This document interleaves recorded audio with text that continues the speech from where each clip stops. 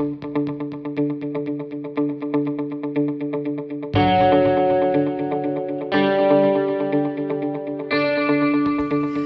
Houston, Texas, this is the Liberty Root Podcast. Hello and welcome to the Liberty Root Podcast. If you haven't already, we'd really appreciate it if you would go on to our Facebook page and give us a like and also share it. And also give us a follow on Twitter or subscribe to us on YouTube. And with YouTube, you can go back and listen to all of our podcasts, including this one, and that would be greatly appreciated. Well now, after praising Trump last week for being presidential, I have to rescind what I said. Okay, well not everything that I said, because last Tuesday's speech, he actually did come off presidential and relatable. However, I was hopeful that the presidential trend would continue, but however, as I often am when it relates to Trump, I was wrong. And on Saturday, a firestorm hit. Can somebody please tell President Trump to dial it back just a notch on Twitter? Now don't get me wrong, I don't have anything against the president tweeting, because after all, everyone is on social media and it's a quick and easy way to reach out to people. But what he tweeted on Saturday is something that shouldn't have been. So for those of you who are behind a week, which it's unfortunate that my podcast ended as the news broke on this, so I had to wait a week to cover it. But Trump accused Obama of wiretapping his phone conversation during the campaign without any solid evidence to back it up. I mean, it's a totally valid tweet if the tweet had validity. And it may, but at the moment, we don't have a clue. And we have the President of the United States. And it's also a good lesson for anybody in general, but especially the president. Should not be making huge accusations without a proper fact-finding process. This wasn't a good move by any means. Maybe the time that he comes off as presidential is only when it's told to him and he, regurgitates what someone told him, or if something's written for him. I mean, can someone please get him a tweet writer? I mean, we know he has a good speech writer after last Tuesday, but can we get him a tweet writer? Is that possible? Someone who can check the tweet and tell Don if he should click tweet or back out altogether? Or even maybe we could set up some sort of fake Twitter that, once he posts something, it doesn't actually post for a few months. So once the realization of, I shouldn't send that, he can go back and delete it. I mean, isn't there more important things on the docket first thing in the morning than besides grabbing your smartphone? And I'm truly asking. I don't know. I would assume that there's much more important things with everything in the country falling apart around us, but then again, I'm not in the White House. Maybe nothing's going on at 6 a.m. that I don't know. Now, could this tweet actually have validity? Absolutely it could. It wouldn't surprise me one bit, especially the way that Obama ran his presidency, that this was true. You never know what the liberals will do. But this is something that needs to be found out about behind closed doors. And then if something was in fact proven, that these types of shenanigans were going on with Obama wiretapping, Donald's phone lines in the Trump hotel, then okay, Don, tweet it. And retweet it over and over again until your heart's content. But even though Obama is a hack, we can't just jump to conclusions and publicly release this out there. I mean, when I first read it, I don't know if it was on CNN or Daily Wire or where I saw it. I thought it was one of those, unauthorized Twitter accounts. And then I thought for a second, well, maybe they found evidence and this is really true. So I looked into it, and no. They don't have any solid proof yet. It could, like I said, it could come out and we could find out more about it, but right now we don't know if it's actually true. I mean, President Trump, can you please show that you can lead on all levels? I mean, I'm literally craving it at this point. And like I've said many times over, I so want to be proved wrong. And I saw a possibility of that last Tuesday. But then things like this happen, and I really don't know what to think. Which person should I view as being the President of the United States? The one who discusses policy and how we're going to improve on things that are broken, and one that actually does it? Or the one who speaks before thinking and knowing? I mean, it's really sad that I need to be asking this question while he is the President of the United States. I could understand, before he took office, or even when he was, during the campaign, or even up until the point that he was President-elect Trump. But as President? I guess my question is when will the oath of office hit him in the face and wake him up to tell him, you got the gig. This thing is yours. It was time to get to work over a month ago. It was time to become president a month ago. And act like it over a month ago. I don't know. Maybe I'm alone on this. But James Comey came out and said that the FBI needs to dismiss it, and dismiss it rather quickly. And with Comey, wouldn't you think if something was really here with this whole wiretapping thing, he would be urging the president to move forward with it? I mean, to me, it seems like Comey calls them like he sees them. I know there was controversy over the emails, but I honestly think with what he had in front of him, that's how he made his judgment, and I honestly believe that it was sound judgment. I don't think he was playing politics and being on one side and then gets heat and then switches to the other side. I think he calls the shots like he sees them. And the intel, that Comey has, I mean, if someone was to wiretap the phones, I mean, that is something that we would have intel on. And he's saying to dismiss it, and to dismiss it rather quickly. And that's how everybody should be. I mean, what information you have in front of you, that's all you can go off of. And over time, things can evolve and change. But I have a feeling, I mean, I may be wrong. He could be a loon. I don't know.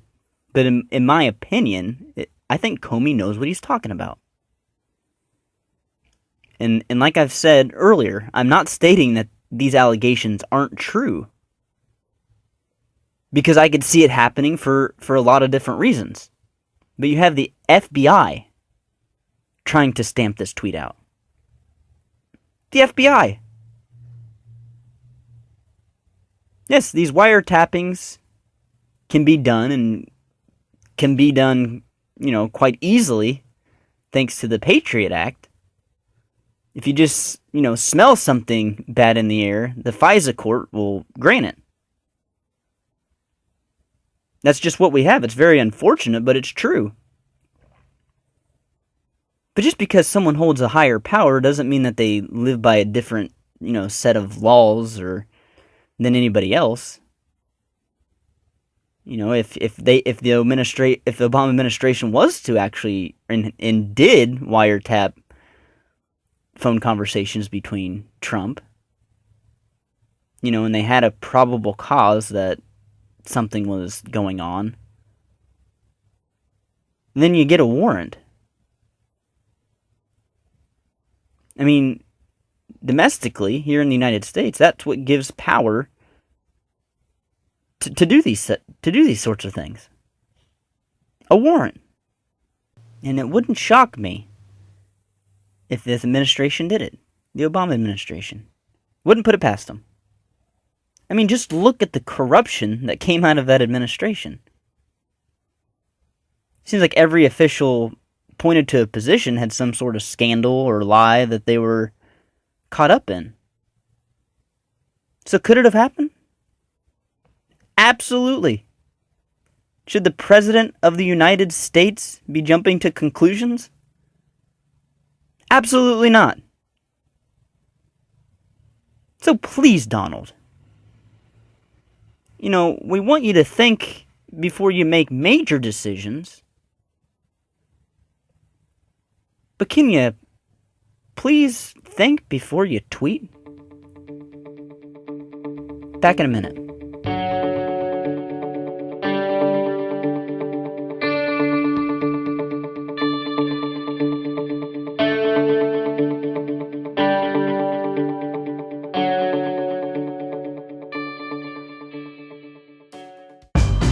Hello, this is Bryce from the Liberty Root Podcast, and I need your help. Go on our Facebook page today, click like, and also share it to be entered into a drawing to win something incredible. If you already like our page, go ahead and share it, and you'll still be entered into our drawing for something incredible. The winner will come on March 25th's podcast, so make sure you stay tuned to listen to see if you're the winner. So go click like and share today.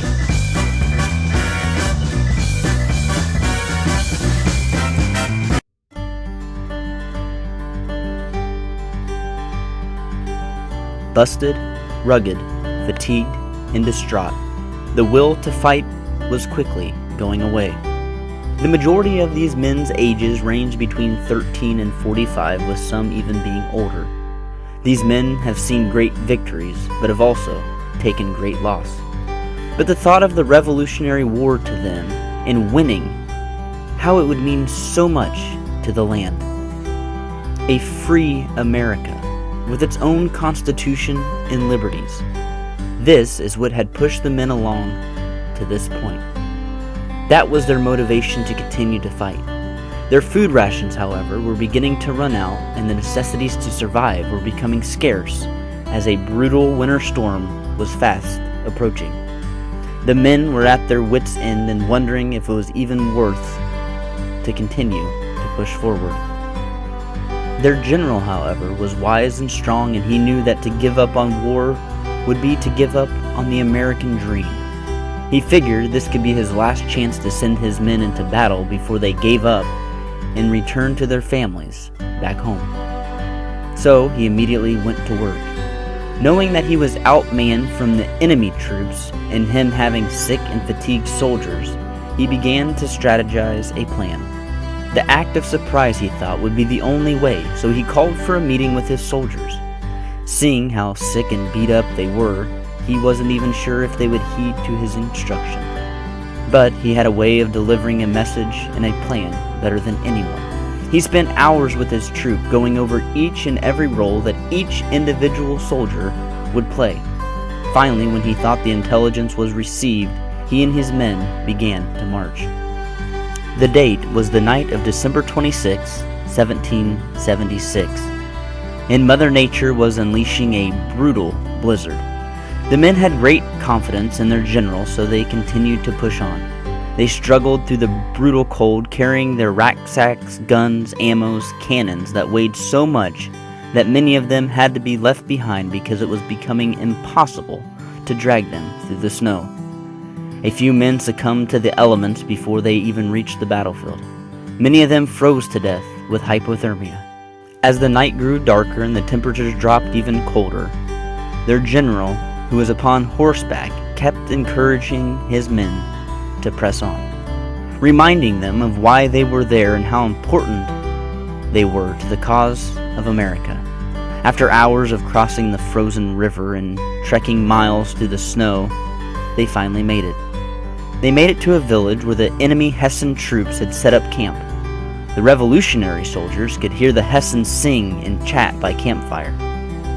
Booze was aplenty for the Hessian troops, and most were liquored up. Even though the revolutionary troops were outnumbered, the general believed that he had quite the advantage. He knew that they needed to win this if they wanted to win the war and boost the mentality of his troops. The general moved his hand in a forward motion and yelled, "Charge!"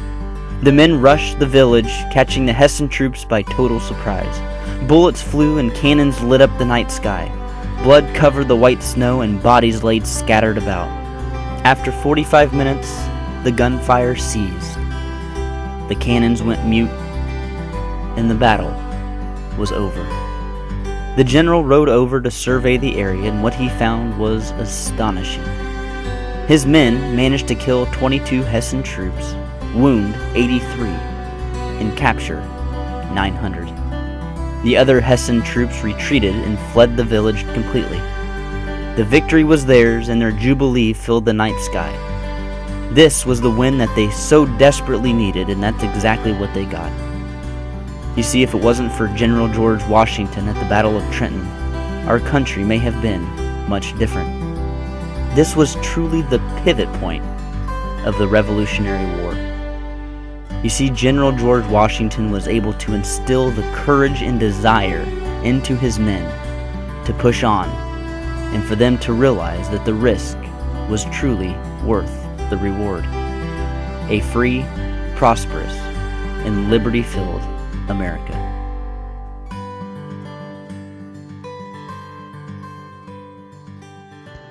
From Houston, Texas, this is the Liberty Root Podcast. Join us every Saturday night at 9 p.m. Eastern Time for the Liberty Root Podcast. Live life, restore liberty, and pursue happiness.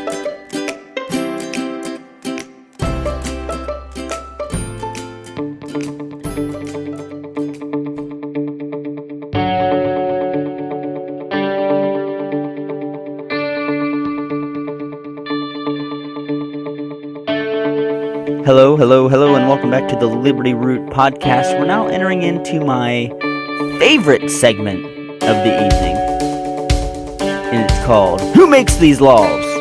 Each week, we go through and read 5 different laws that are actually still on the books from different states throughout the United States. Let's begin, shall we? I'm sorry, officer. I didn't see you. Do anything to scare your children. That's the last thing we want to do. We don't want to scare anybody.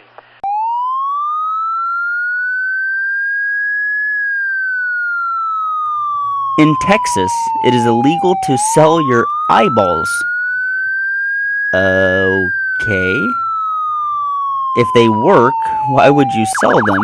And if they didn't, why would somebody buy them? Anyways, in Wyoming, it is illegal to take a picture with a rabbit from January to April without an official permit.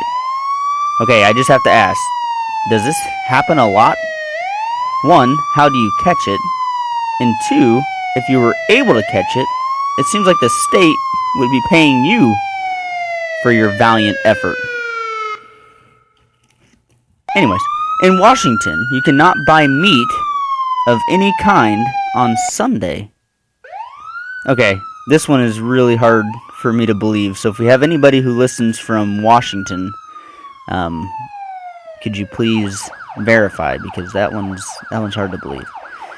And in my home state, the Hoosier State, in Indiana, it is illegal to attend a public event or use public transportation within 4 hours of eating an onion or garlic. Now, why did I leave that state? I mean, that's a law that I am 100% for. My gosh. Number 5, last but not least, in Idaho, it is against the law for a man to give his woman a box of candy that weighs more than 50 pounds. Where in the world can you even find this? Besides, I guess, Sam's Club. Anyways, that does it for us this evening. We want to thank you for listening to the podcast, and we look forward to you coming back next week. And as always, live life, restore liberty, and pursue happiness.